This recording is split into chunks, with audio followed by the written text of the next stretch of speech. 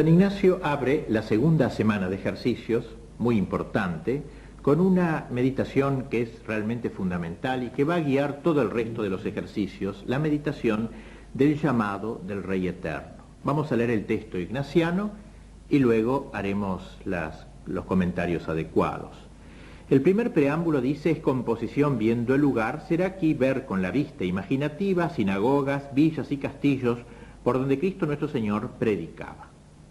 Composición, pues, imaginarlo a Cristo recorriendo Palestina y predicando y llamando. El segundo, demandar la gracia que quiero, será aquí pedir gracia a nuestro Señor para que no sea sordo a su llamamiento, mas presto y diligente para cumplir su santísima voluntad. El primer punto dice: es poner delante de mí un rey humano, elegido de mano de Dios nuestro Señor, a quien hacen reverencia y obedecen todos los príncipes y todos hombres cristianos. El segundo, mirar cómo este rey habla a todos los suyos diciendo: mi voluntad es de conquistar toda la tierra de infieles, por tanto, quien quisiere venir conmigo ha de ser contento de comer como yo, y así de beber y vestir, etc. Asimismo ha de trabajar conmigo en el día y vigilar en la noche, etc., porque así después tenga parte conmigo en la victoria como la ha tenido en los trabajos. El tercero, considerar qué deben responder los buenos súbditos al rey tan liberal y tan humano, y por consiguiente, si alguno no aceptase la petición de tal rey, cuánto sería digno de ser vituperado por todo el mundo y tenido por perverso caballero. Pone pues este ejemplo San Ignacio, un rey entonces que llama a la conquista del mundo y que invita a todos, y realmente si uno no acepta seguirlo en estas condiciones, de acompañarlo en las trincheras, en la vanguardia, para luego en el botín de la victoria, sería un felón, un caballero felón. Y ahora San Ignacio aplica este ejercicio. La segunda parte, dice, de este ejercicio consiste en aplicar el sobredicho ejemplo del rey temporal a Cristo nuestro Señor, conforme a los 3 puntos antedichos. Y primero, cuanto al primer punto, si tal vocación consideramos del rey temporal a sus súbditos, cuánto es cosa más digna de consideración ver a Cristo nuestro Señor, Rey eterno, y delante de él todo el universo mundo, al cual y cada uno en particular llama y dice: mi voluntad es de conquistar todo el mundo y todos los enemigos, y así entrar en la gloria de mi Padre. Por tanto, quien quisiere venir conmigo, ha de trabajar conmigo, porque siguiéndome en la pena, también me siga en la gloria.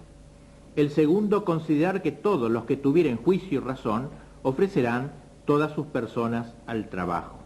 El tercero, los que más se querrán afectar y señalar en todo servicio de su Rey eterno y Señor universal, no solamente ofrecerán sus personas al trabajo, mas aún haciendo contra su propia sensualidad y contra su amor carnal y mundano, harán oblaciones de mayor estima y momento, diciendo, y prosigue con el coloquio final. Vamos a comentar un poquito esta parábola que pone San Ignacio. Este llamado del rey temporal sirve pues para... San Ignacio era caballero, estaba acostumbrado a esos llamados de la época de las cruzadas, digamos, de la Edad Media, que en España todavía no había muerto, y lo va a elegir como ejemplo para compararlo con Cristo. Cristo, rey, pues, ahora nos llama.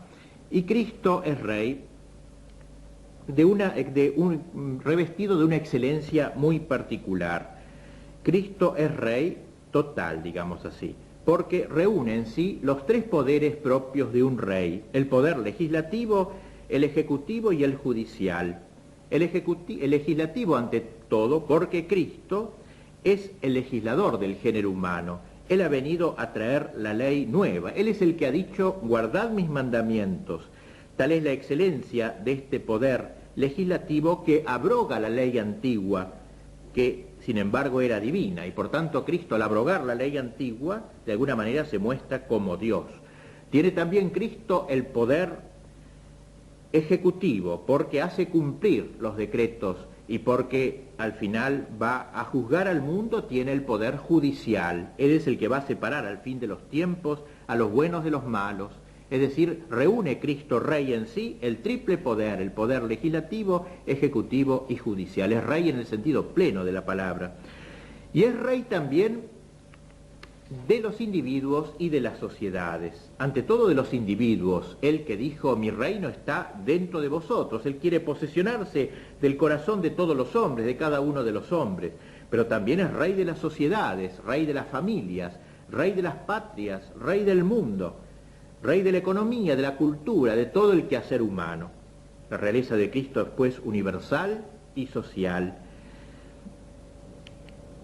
Esta universalidad de la realeza de Cristo es algo que corresponde a un derecho de Cristo, pero desgraciadamente no a un hecho, porque en realidad Cristo no reina sobre todos, ni en todas partes. Cristo es desconocido, Cristo es atacado por muchos, lo es por los demonios, pero también por los hombres malos, los hombres engañados por el demonio. De ahí que esta realeza de Cristo es una realeza militante, que pide una acción ofensiva y defensiva, acción defensiva para proteger la fe de los suyos y ofensiva también para ganar a sus enemigos a la causa. Ahora bien, conformar la realidad con el derecho no es una empresa digna de recibir la adhesión de todo cristiano bien nacido, de todo cristiano militante. Pues bien, a esto nos llama Cristo.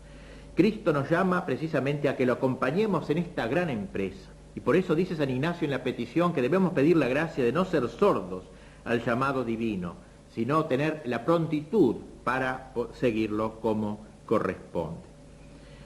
Este llamado lo hace Cristo, que es el centro de toda la historia. Todo el mundo fue hecho por Él y para Él.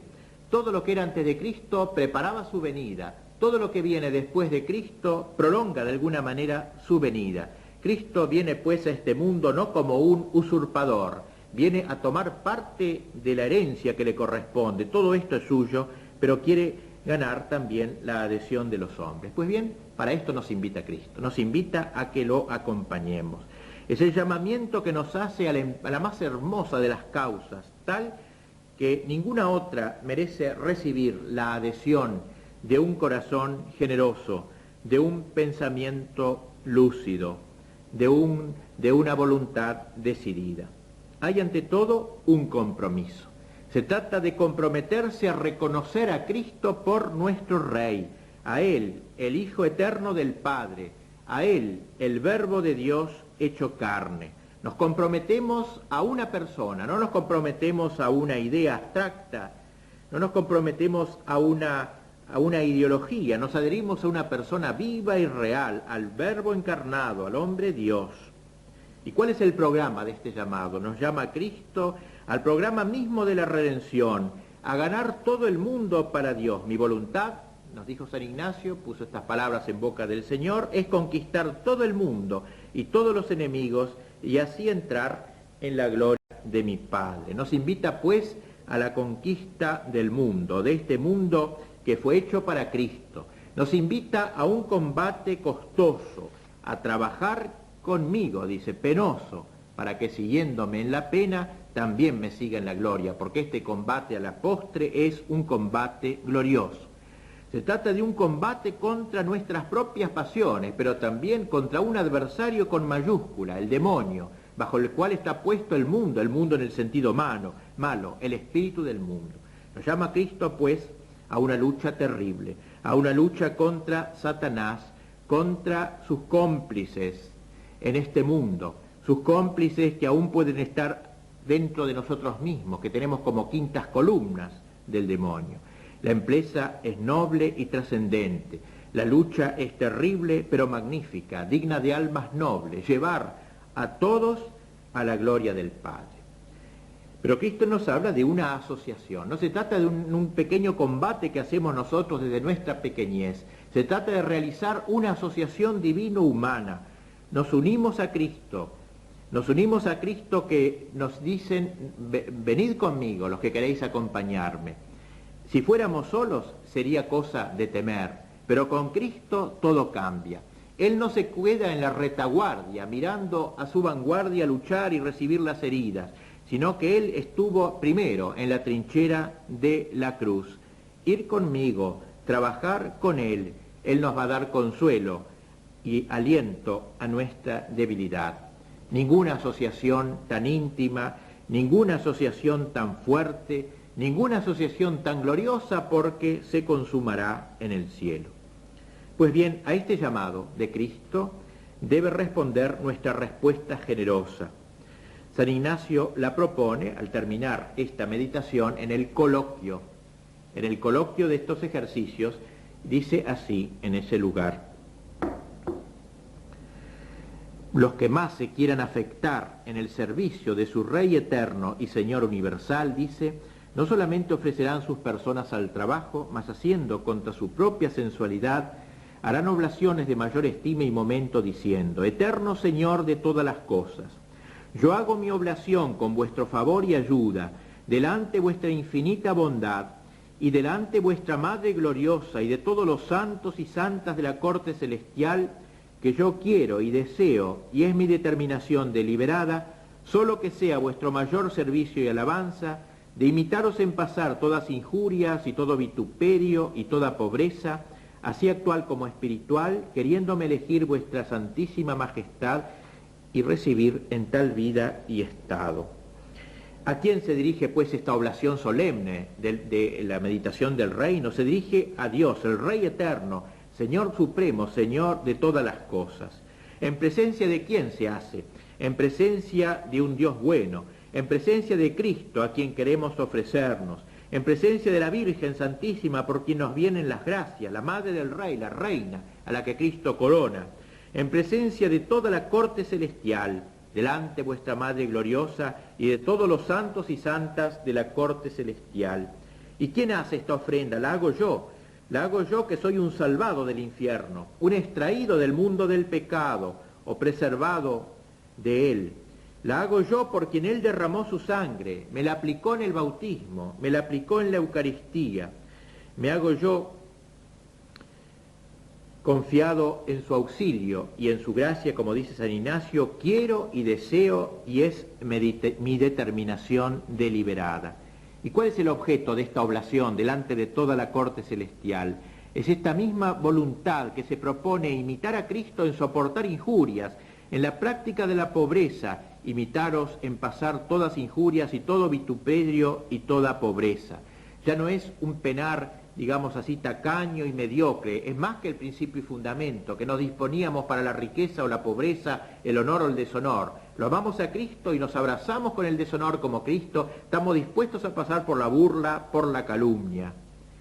¿Y hasta dónde llega esta oblación? Hasta el límite del beneplácito de Dios, de su mayor servicio, de su mayor gloria, confiando en vuestra santísima majestad, que me elija y reciba en tal estado y vida. Pero he aquí que Cristo pasa a través de los montes de Galilea, pasa por las callejas de Jerusalén, pasa por los caminos seculares de la Iglesia y se lo abruma a fuerza de injurias de los políticos que se burlan de sus programas, injuria de los ateos, de los comunistas que lo consideran un utópico, y así Cristo es abrumado de injurias y con él nosotros sus fieles estamos dispuestos. Le hemos dicho, es mi determinación deliberada imitaros en pasar injurias.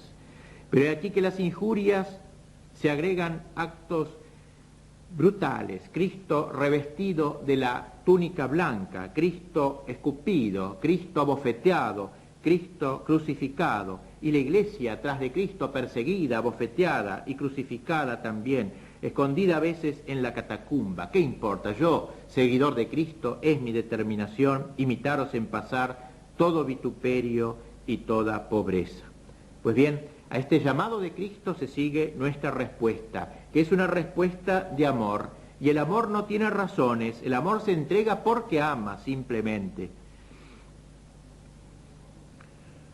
Nos exponemos pues a numerosos riesgos, si queremos seguir a Cristo así, al Cristo militante, al Cristo Rey, a numerosos riesgos. Nos exponemos al riesgo de los abandonos.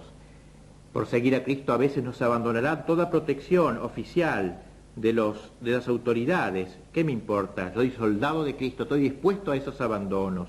Nos exponemos al riesgo de los desdenes hasta llegar al menosprecio. ¿Qué nos importa? Somos soldados de Cristo. Si somos junto a Cristo tenemos que estar dispuestos a la calumnia. Nos disponemos pues a las injurias, a la burla, a la calumnia. No importa, la calumnia es el suelo donde se hunde la semilla, donde se pudre la semilla y de allí brota la espiga.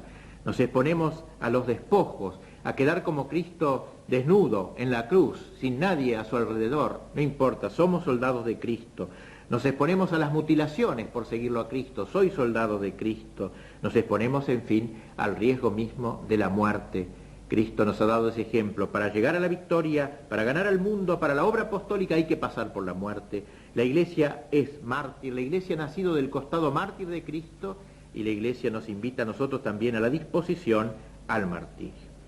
Tal es esta importantísima meditación del llamado del Rey temporal, que ayuda a entender este llamado del Rey eterno y que nos pide a nosotros un clima de generosidad, levantarnos del ambiente de pequeñeces que rodean nuestra vida, liberarnos de ellas para entrar en los grandes caminos del Señor. Se nos invita a la magnanimidad, alma grande, alma a la medida del corazón de Cristo, capacidad de renunciar a todo lo que no sea la gran obra, la obra de la conquista del mundo. Se nos invita a vivir en un clima de altura. Hagamos pues bien esta meditación fundamental, que sería como el comienzo de la segunda, tercera y cuarta semana, es decir, del resto de los ejercicios, ya que todo el resto de ellos consistirá en ir acompañando a Cristo en los misterios de su vida para irlos aplicando a nosotros y ofrecernos una vez más para ser verdaderamente militantes y no vegetantes en la Iglesia.